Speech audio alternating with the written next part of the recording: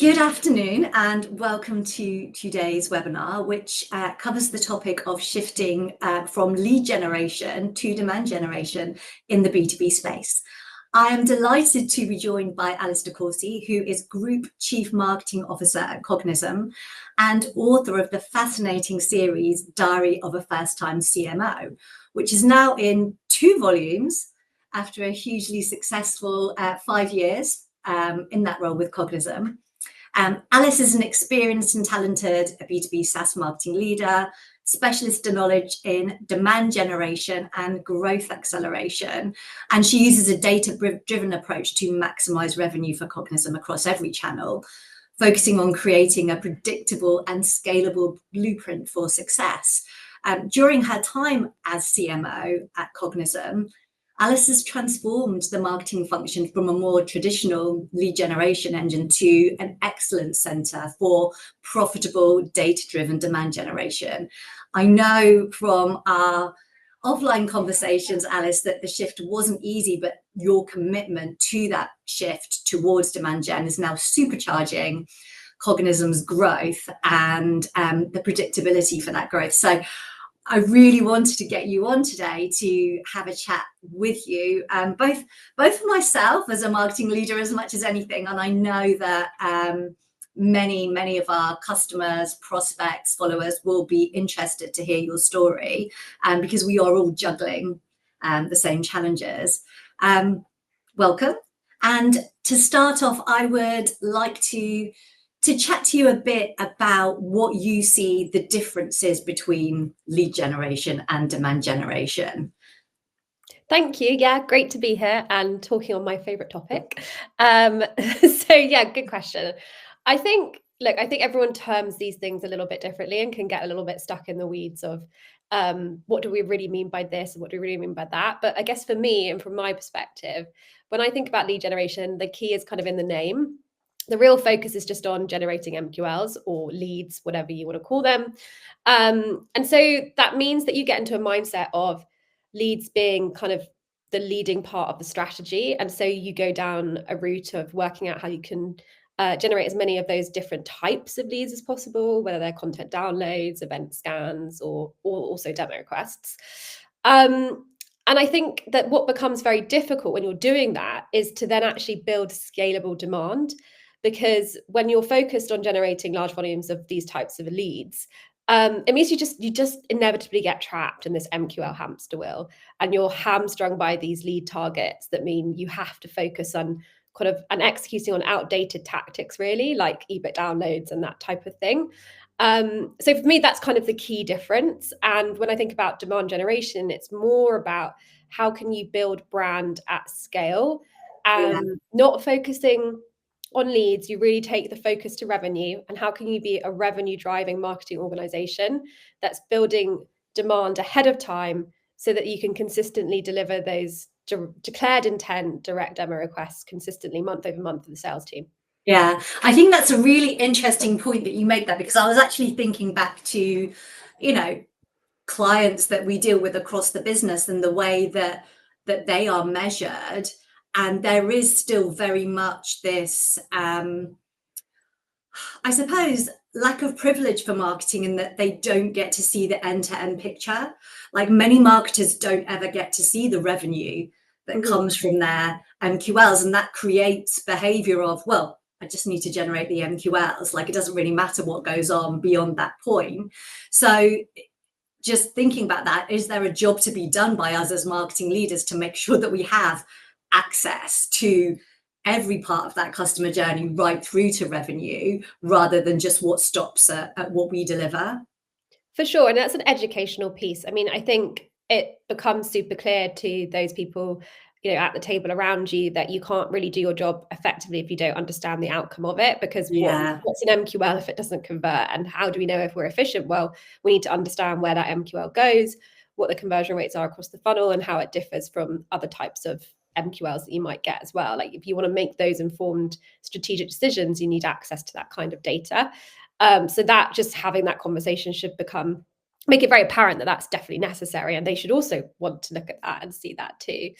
And then I also think there's an element of, like, when you're in role and in seat, and it's not always possible when you join an organization. It's making sure that you do sign up to revenue. Like you say, I am a revenue marketer and I would like to have a revenue target. Obviously, we'll have leading indicators, which I also measure, which are like, number of demo requests in a month and all of these types of things. But ultimately, I want to be measured on the revenue that I drive and how efficiently I drive that revenue to the business. And I think having those conversations, it will only make you look good. I don't think anyone would resent a marketer wanting to be measured against revenue. No, not at all. Makes sense. So you obviously have come into this role and made the decision to switch away from that traditional lead generation model. What was it that prompted you and the team at Cognism to go down that route? It's funny because actually just before we were talking, I was just telling you about my budgeting woes. And actually, Yes. it goes back to a budget planning phase at Cognism. We were probably like 6 million ARR, something like that. And we were going through the bottoms up build of what we needed to do in terms of lead volume to hit the revenue number based on all of our existing splits and conversion rates and the types of leads that we bring in, the content leads versus the demo requests. And it just soon became pretty apparent to me that the economics just did not stack up on that at all. And it was going to be completely unsustainable for us to grow the 50% we needed to do the following year if we continued to scale out that approach.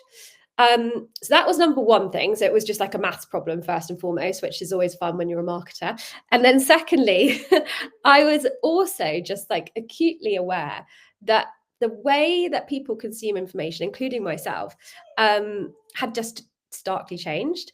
And I was definitely, as a marketer, I was struggling to reconcile that the poor user experience for the content downloads with what I wanted to build. And it was almost like I got really good at building a lead gen trap for people and like became really good at gamifying that almost in order to succeed from a leads perspective. And I would say we had an incredible engine for it, but it didn't stack up in terms of me feeling like I was building a positive experience for prospects and customers. And I was making them sort of jump through hoops, and it just wasn't aligned to how people really do engage with content. So it was, the combination of those two things, really.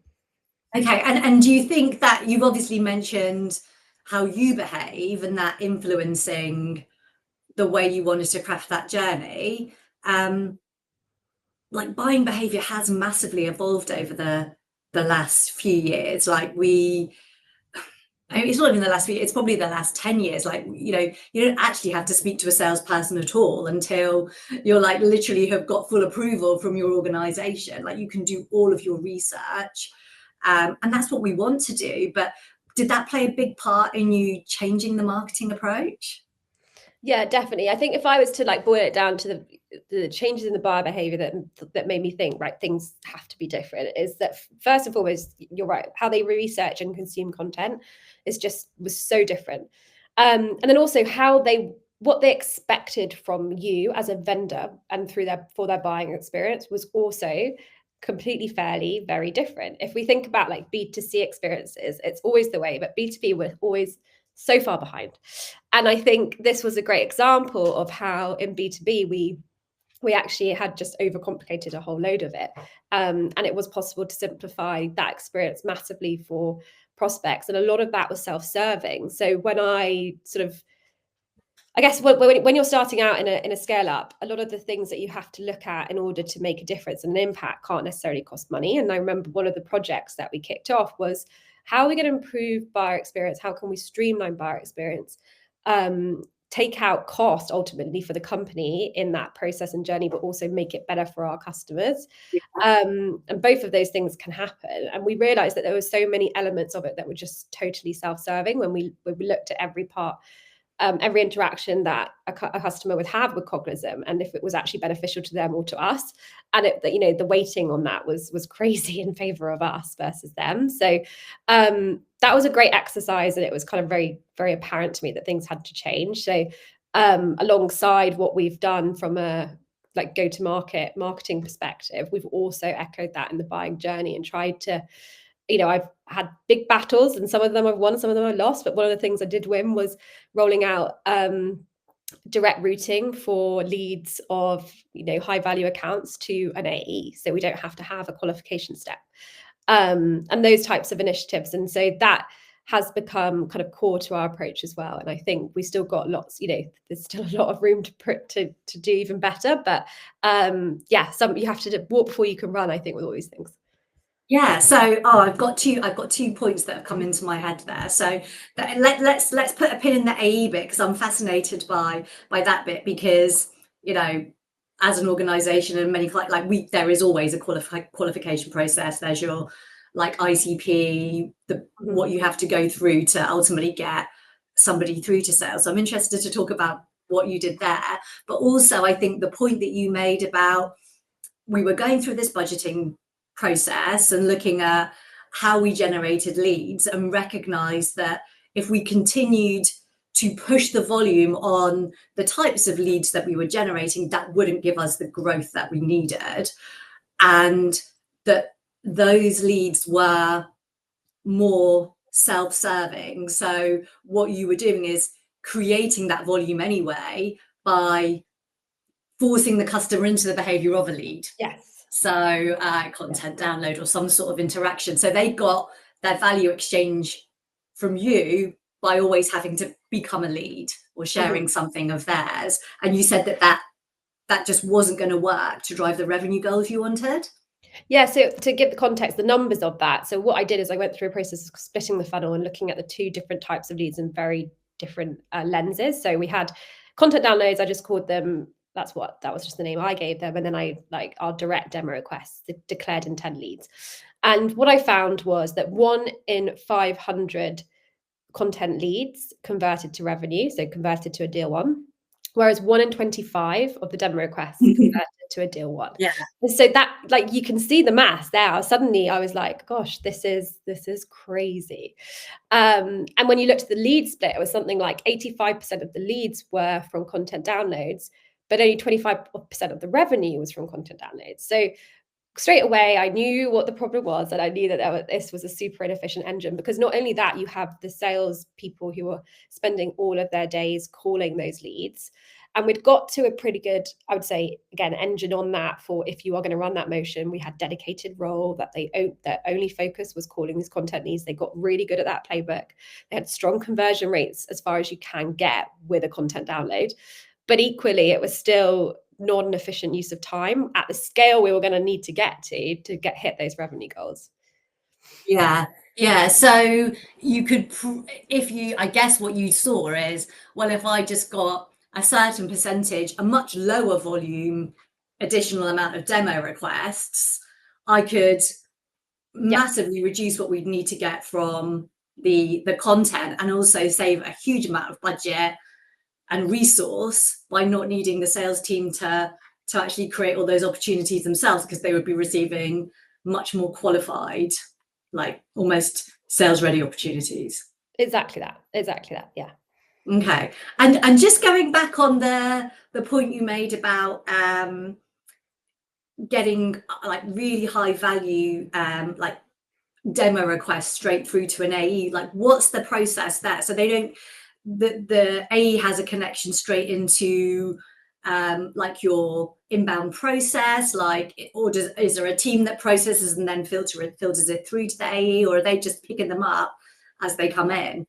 So they're picking them up as they come in. And this does require work, and obviously this is not a sale of Cognism, because we are a content data provider. We are in a fortunate position that we have a database within our CRM which has all of our tier one, let's call them tier one accounts within our ICP mapped out to the A's and their territories. So what happens is, if a lead at that account comes inbound, so fills in the form, and that's then will signal that this lead from this account has come inbound, and that account within the CRM is assigned to X AE. That just, the routing logic, we use lean data for this, will just directly route that lead straight to the AE, and they will pick it up and just run the normal demo flow from there. But there will be no SDR touch, no qualification, because we don't need to do that, because we've already done that, because we know they're already marked within the CRM as a key account. Yeah, brilliant. And so I guess if you've got the AEs allocated those accounts, do they have an SDR working those accounts for them, or are they working them directly? So I guess, how are you managing it's inbound now as opposed to like being outbound and you having generated that opportunity, if they own accounts and you own accounts? So we don't, so marketing wouldn't actually own an account. Our job in marketing is to give as much coverage as possible to all the accounts owned by sales. So the key change that happens when you move to a demand gen model is actually this whole battle before account for credit goes away a little bit. Like, we've gone to a fully all bound kind of philosophy whereby it really is pipeline per SDR and pipeline per AE that we care about, and hitting that holistic target, not the how did that come about? Because we know, like, we literally know, and we could take any one lead as an example, that just because it's last touch inbound, last touch outbound, it's absolutely no way that is the true journey of that contact. It's not. And it's directional, and that's fine, and we kind of need it still, and that's okay, but that's not how we measure the business, or we think about the success of the pipeline generating kind of group of people. So there isn't that clamor for credit. In fact, the SDRs love it, because it makes their job a lot easier. They don't have to go and cold call that account and work their way in. They just suddenly have the AE can pick that account up straight away and go to demo. So that kind of credit battle thing goes away.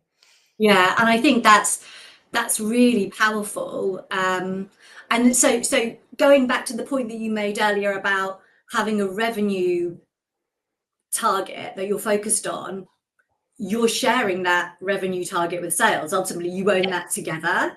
Yes. And then you're just choosing to measure yourself on the leading indicators, but that's not how you're measured by the organization. Obviously, you want to have those in place to make sure that you're delivering the traction that you would expect to do to get to that revenue number. Okay. And I think that bit of that is like how you manage the business, right? So we've talked about this a lot internally, because how do we get the team to understand it's one revenue organization, it's one target. They don't need to worry about the source of that lead at all. It doesn't matter.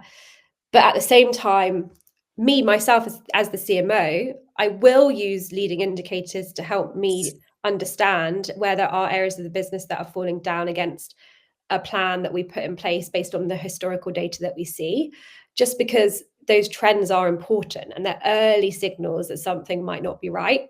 But it's in no way how, when I go and sit down with the CEO and get reviewed, is that going to be something that kind of is make or break. It's the revenue. If we hit the revenue, that's all everyone cares about, really.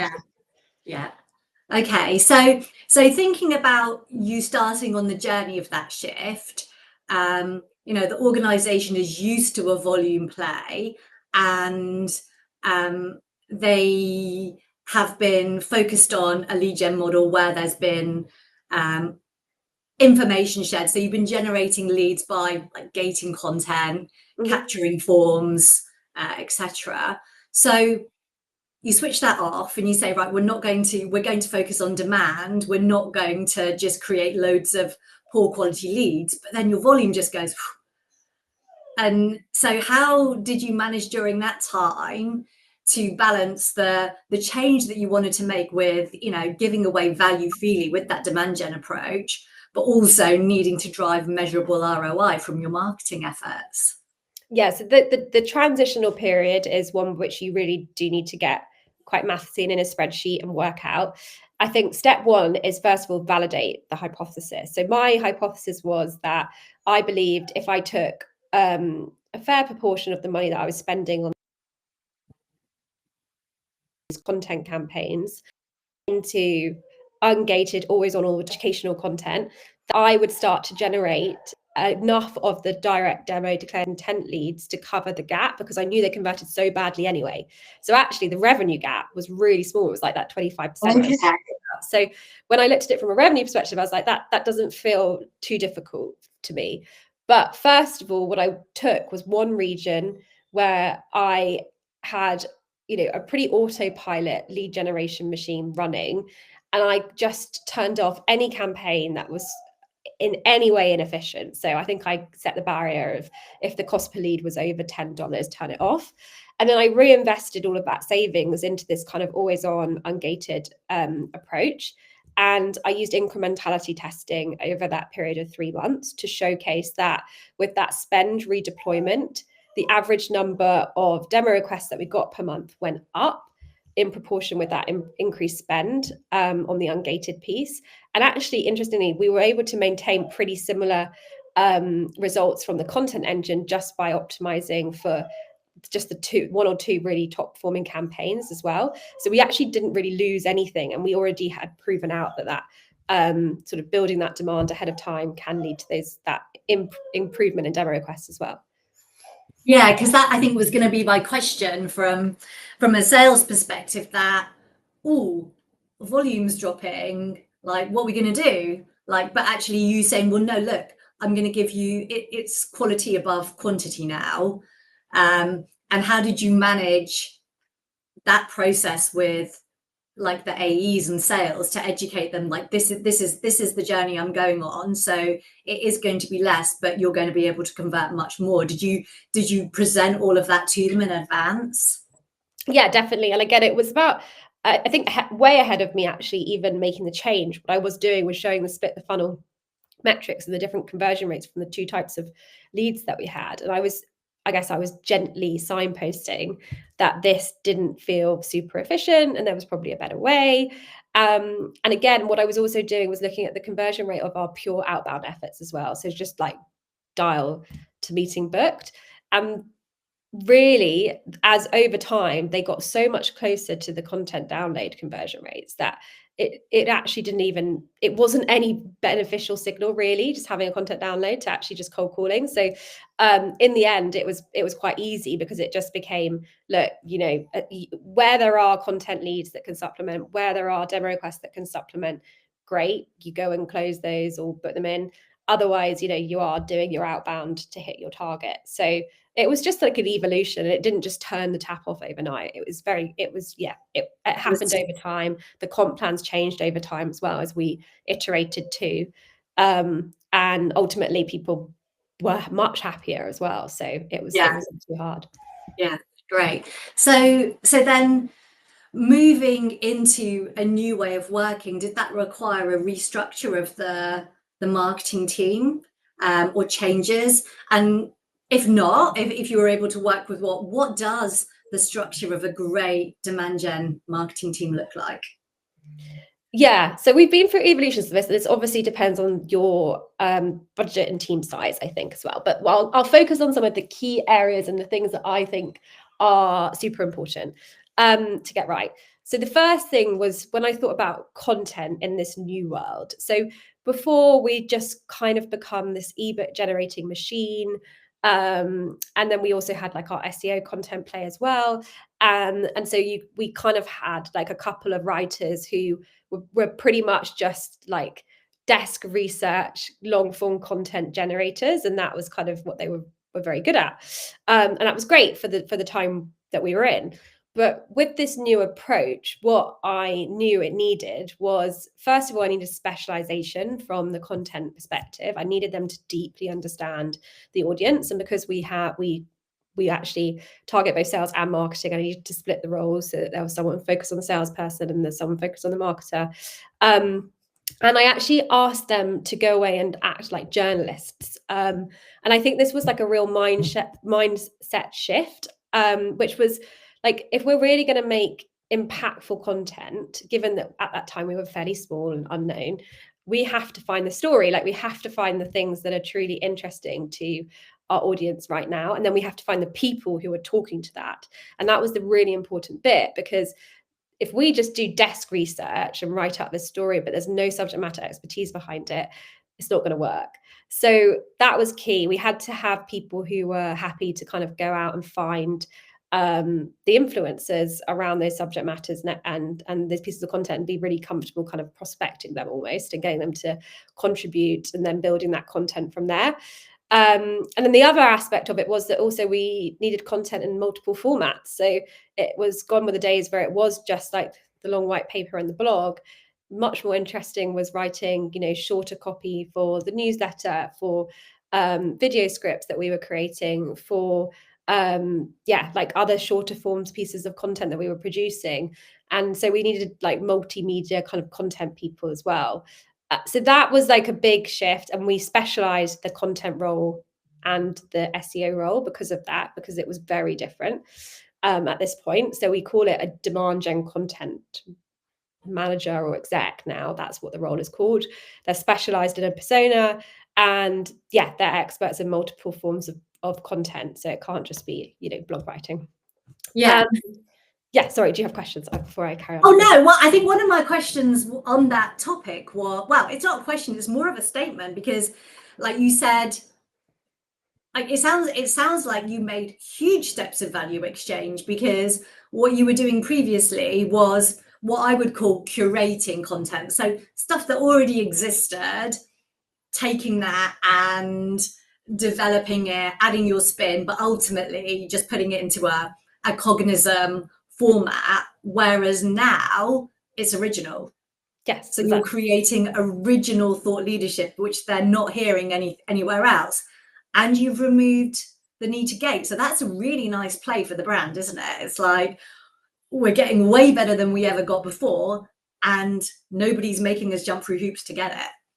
Exactly. Yeah, exactly. And I think also I think the big part of this is like where some people go wrong a little bit, and sometimes you have to, not saying throw money at the problem without like an actual strategy to it, but you can't do this unless you have subject matter expertise behind it. And you'll be surprised how often people will contribute into your content for free and not require any kind of money exchanged. But we actually found a big unlock to that was actually systematically kind of working with a few subject matter experts on a more ongoing, permanent basis to ensure that engine was really started to hum, because it can be quite time consuming to just continue to prospect into new people the whole time. Yeah, and I suppose what you're doing is you're building a following then, aren't you? Whether they're ready to buy or not, because that's the challenge that we've always got is timing is everything. Like somebody can download a piece of content. It doesn't mean that they're ready to buy your solution. It's better to wait until they self-qualify with a demo request. But you're widening your pool because you're giving so many more people access to it. And I guess by having the subject matter experts as well, it's not like you can repurpose that content multiple different ways. So exactly. Okay. So measurement of success then. So obviously revenue, like number one measure. You said you've got your leading indicators, but if you're not like measuring those content downloads because you can't see them, how are you starting to evaluate if what you're doing is working, and what are you choosing to measure first?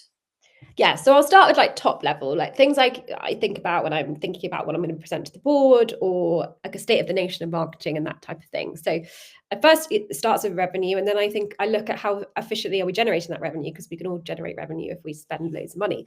So that's super important. And by that I'm looking at customer acquisition cost, and then I'm looking at costs per opportunity that we generate. Then a really interesting one that I like is dollars of spend, dollars of pipeline created. That's another efficiency metric that I'll be paying quite a lot of attention to. And then we will split our paid channel reporting. So if we go a level deeper, this is where you need to start educating the people that you're going to report to on. There is, in this demand generation approach, we are both creating demand and we're capturing demand. And there are channels that will be better at capturing demand, and there are channels that will be better at creating demand. And we can't measure them both in the same way, because if we just took last touch attribution from Salesforce and said, let's look at LinkedIn and Google and see which one performs better, Google will outperform LinkedIn every time.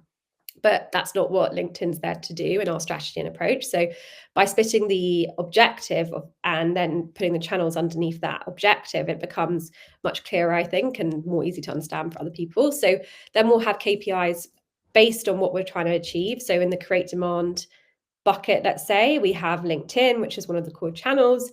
And then for LinkedIn, the things that we care about is how effective are we at getting in front of our audience, so that we're looking at frequency. Yeah. And then we're looking at the audience insights reports to understand how well penetrated into that audience we've got with the spend that we have. And then most importantly, we're looking at, have we actually managed to engage that audience? And that can be either in platform within LinkedIn, or it could be on our website. So those are the two things that we care about from a create demand perspective. And then on the capture demand, if I take the example of Google Ads, obviously all I'm really interested in here is how efficiently are we capturing that demand when it comes to us. So they search for Cognism, they click on the brand ad, is that converting to a demo request at an efficient rate? And any campaigns that aren't, we obviously need to be removing spend and redeploying it. So that's kind of an example. And then if I wanted to kind of report on LinkedIn's impact on revenue, that can become more of a difficult thing to look at. But there are now softwares out there that can help you. So there's Dream Data, which is a great tool, and you can look at that. Has great mechanisms set up for enabling you to actually report back impact on revenue. But we're also going through a project at the moment where we will be able to do proper marketing mix modeling, to really understand the impact of other channels that aren't paid. So our podcast, for example, a single blog page or a series of blog content, and what impact they have on driving revenue. And so that really, I think, is obviously, it's a huge project. It's like not something everyone can undertake, and I think only at a certain level of spend and sophistication is it worth doing. But marketing mix modeling is another great option for thinking that through. And then otherwise, I touched on it at the kind of start of this, but incrementality testing is a great way of showing impact. So if I were to turn down spend in a region on the LinkedIn create demand, what does that do to the revenue that we see? Or as a leading indicator, I'd look at the pipeline that we're seeing come from that region. And we always do see correlations when we start to do that type of initiative. Yeah. And you must like you mentioned Google as an example, but then, I mean, obviously you're very well versed in SEO, and that's a key part of your strategy, but you'll be getting a lot of demand or a lot of demo requests from the website. How, like, from an attribution perspective, are you able to look at all of the points in the journey that helped get that prospect there? You are. Yes. Or exactly. Are you? Yeah, great. Because otherwise you end up with, they came from the website, and it's like, and everyone loves website leads, but it's not the website itself, apart from if someone's come from paid search, doesn't actually generate anything. It's just a conduit for the opportunities to come in. So you're able to see all of those touch points in that journey and apply almost revenue weighting to them, or that's where you're looking to get to.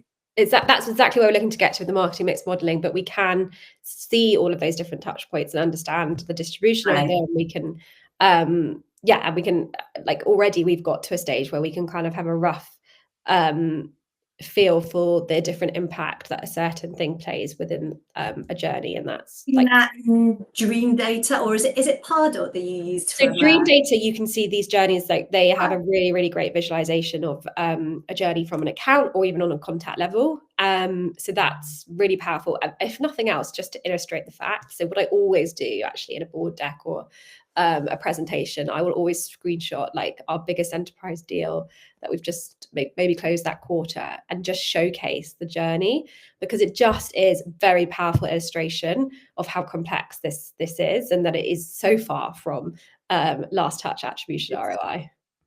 And I think like enterprise deals in particular, like we might do a campaign and somebody receive something, and then they might interact with it, might say, send me some more information, but it's months and months and months and months before you get any further. And it's just being really clear with the business that the latency on those is huge. So having that visualization of, look, here's all the things it took to get us here, is really useful. And it's interesting you mentioned Dream Data. I spoke to one of our partners the other day on the agency side who were using dream data. So, you know, maybe there is opportunity with that for smaller businesses as well to work out their attribution modeling, as well as obviously businesses who have very large demand gen models like Cognism.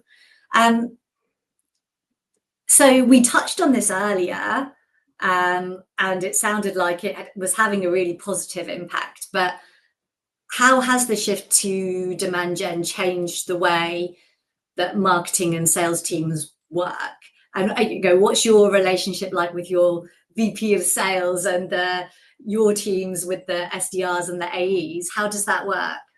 Yeah, I think actually the combination of what has been the difference for us is that it's a couple of things. It is the demand generation approach, but it's also we rolled out sales territories, which when you go hand in hand with demand gen is actually like super powerful.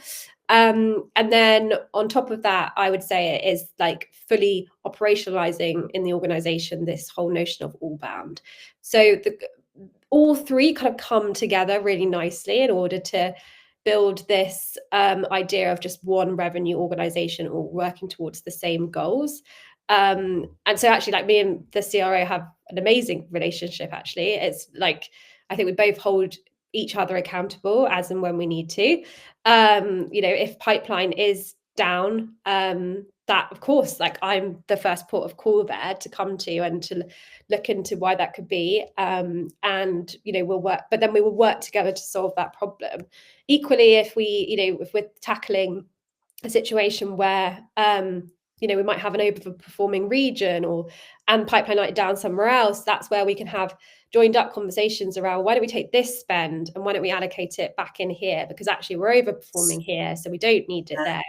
And it just becomes like a very joined up effort and initiative, and we can't do one without the other. Like, ultimately, you know, it does, when we start the bottoms up pigment modeling, we use pigment as our tool for budgeting and planning. You know, it's really starting with the marketing piece as the inputs, but we ultimately need to rely on the SDRs and the AEs as well. So, you know, and the same way I'll say to Rob, look, pipeline is really strong, but I can see that it's just not converting to revenue this quarter. Looks like deals have slipped. So, you know, is that actually is that happening? And if so, what can we do to support it, rather than like, you know, go away and solve it yourself? It's more like, what can we do? Can we create in-opportunity campaigns? Can we do some sort of tactic to help bring pipeline in sooner? So I think you do need to have the combination of demand generation, all bound, and territories to really kind of bring everyone all together. But it has been a huge unlock. The other thing I would say, and this is a cultural thing, ever since I joined Cognism, I set out that, like, our mission as a marketing team, like, the reason we exist at all is to make sales easy. And when I say that, I mean that in all of the ways. So whether that be like an outbound SDR having a cold call and someone answers the call and says, oh, Cognism, yeah, I've heard of them because I've read Alice's book, or I've seen your content, like, that's us doing our job. That's making sales easy. So that's great. If it's because we're bringing in lots of demo requests that convert into revenue, great, we're making sales easy. Is it because we're helping the expansion deals because we have customer campaigns targeting, you know, the latest release and launch? Great, that we're doing our jobs. And like, all of these, and we actually measure ourselves on this, and it's a KPI that every person in the team has, because we do a sales CSAT survey every quarter. Okay, so that's how you measure it, with the CSAT? Yes. Okay. That's a really good shout. And you can segment that by, you know, they all have their certain segments that they own, or like parts of the company that they work with closer than others, and we'll segment that survey out, and we actually sit down, we have a readout, and we look at last quarter versus this quarter, and we really dig into it. We take it very seriously, and that's a core part of the objectives. Yeah, and like, I think it is invaluable, because without marketing doing that job of making sales easier, actually, I think the customer suffers, because sales might go rogue or start creating their own battle cards, or, you know, content, whatever it might be. And so just to say, look, we've created this all for you, here's how you use it, but feel free to use it differently. But just like, we all know that sales just want to speak to the customer, close the deal, move on to the next one. Like, they don't, you know. So I think seeing our role as serving is incredibly important. Like, we're not over here just going, oh, we're just focused on our targets. It's like, yeah, but we serve the bigger picture as well. Yeah, and I think sometimes some people hate that, right? The sort of service mentality. There are some people who would have an issue with it. I actually think it's how it should be, and I think it's how it has to be. And I don't think that means the CMO can't have an equitable seat at the table with the CRO. I don't think that's what it says at all. I think it just means we understand the role we play within the revenue org. Yeah, but we absolutely feed sales. That's like, we wouldn't exist if there wasn't if sales didn't exist. But we're like, I think as long as you can measure what you're doing, it doesn't matter, does it? It's like, you know, and also you're making decisions about what you do that is going to contribute best towards revenue. So it's not sales going, oh, do this, do that. It's a joined up approach, isn't it? So yeah, I certainly don't have an issue with that either. So what surprised you most about the results or the feedback that you've had from this shift to demand gen? Yeah, that's a great question. I mean, I think obviously when I thought about it and sat down and kind of built the framework and the strategy and like the idea of what I wanted things to look like, there were certain elements of it I didn't know if they would actually come to fruition. And I think the biggest part of that, I would say, is like this concept of a media machine. It's less talked about now, but it definitely was spoken about a lot kind of a year or so ago. And the idea was that we would act like a media company and we would build our own audience and we would build content that really services to educate like on a very different level than anyone else. And I thought that was like a high bar to kind of go after. And I wasn't sure, you know, how that would actually end up realizing itself. But it's definitely been bigger and better than I thought. And I think that just goes to show that when you focus on the quality piece and unlocking that, the rest of it's actually relatively kind of easy to build that flywheel off the back of. And yeah, we really have been successful in building these audiences, both in the sales world, but also in the marketing world. And we've kind of taken the whole concept of being a media machine to another level by publishing the book. And, you know, we've got very successful podcasts and these types of things. And so I think that has probably been the biggest surprise to me of how that's kind of become its own thing, really, outside of the other pieces. Yeah, it probably felt, moving from a lead gen one, it probably felt aspirational, but you've done it. Like, it did. So yeah, kudos. Where do you see the future of B2B marketing now going over the next 2 to 3 years? So obviously you've already made that shift, but that shift is only going to develop more with, you know, the evolution of AI, and that's going to change the way that people buy and research. Like, what do you think we need to do differently? So I think the thing that's going to stay true, but it's going to be harder to do, is authentic content will win. Like authentic, expertise-driven content will win. It's winning in AI overviews. It's already doing that. Like, it will still continue to be the type of content people seek out, but it's going to be harder to get that. It's going to be harder to do. It's going to be harder to get it noticed and in front of your audiences. So I think one of the big things is, and luckily we did start doing this early, is try and build ownership of an audience. Like, you know, I think that's very important because we know that already, you know, traffic is decreasing massively from, you know, even like the giants of SEO are feeling the weight of AI overviews and ChatGPT and that type of thing. So building your own audience and kind of making sure you future-proof yourself for that, and also any further moves that Google might make or anything like that. We don't want to be dependent on that type of thing. And then, yes, the authenticity and the quality of the content is going to continue to be key. That gets really hard to do as you scale as well. And like I find this now, it's like it was easier to do when we were smaller because I was the gatekeeper for everything. And as you get bigger and you have to build this engine out further, you get further away from it. So it's building those processes, which probably AI can help with, to kind of gatekeep that quality as well, which is going to be super important. I think one thing that people are still a little bit sleeping on is this whole concept of influencers and B2B. So there are a few companies out there now which you can work with them and they will source you. You basically can pay them a fee for a project basis or a post basis, whatever it may be, and they'll source you influencers for campaigns, etc. But I think that sort of whole concept is just going to become so much more normal. If you look at B2C, I mean, it's just like, yeah, it's a given, and it works as well. So yeah, I think all of those things will be true. I think self-serve, people will continue to push to have more and more self-serve kind of journeys with their buying experiences. And so we're going to have to get salespeople more comfortable with that concept and more like open to kind of being more transparent about things like pricing and that type of thing. Yes. Well, which is always a little bit of a challenge. So yeah, I think those would probably be my big thoughts. And obviously AI underpinning all of this is going to be huge. And I think right now we're all just working out what's the best application for AI within our organizations that can help us be more efficient at the stuff that we already do well and just help us do it better. There's so much for marketing there, isn't there? Yeah. I think one of the top pieces of advice I've just taken from that particular point you made there was around the owned audience thing. And it's the owned audience on social. Like LinkedIn is obviously a big part of what you do, but once you've captured that audience socially, they're with you for life. So you have them for their career. Whereas if you capture them in a different way, maybe it's through, just having them on a list, or like you haven't got them following you and connecting with you regularly.